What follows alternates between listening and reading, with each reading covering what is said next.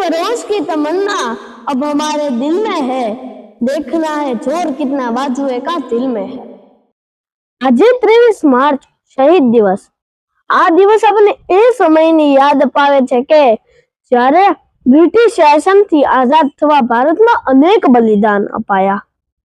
આઝાદીની લડાઈમાં શહીદ થયેલ સ્વતંત્રતા સેનાનીઓ જેમ કે સુખદેવ, રાજગુરુ, ભગતસિંહ જેવા તારાઓ હજી પણ અમારામાં જીવંત છે।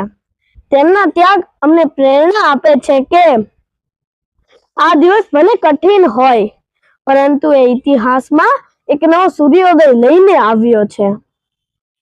ભારતવાસીઓની જે આશા છે કે આઝાદી માટે હજી સંઘર્ષ પૂરતો નથી, હજી પણ આ ચાલુ રહેશે। અંતમાં મને ભગતસિંહની એક વાત યાદ આવે છે કે તમે મને મારી શકો છો, તમે મને મારી શકો છો પણ મારા વિચારોને નથી મારી શકતા। ભારત માતા કી જય।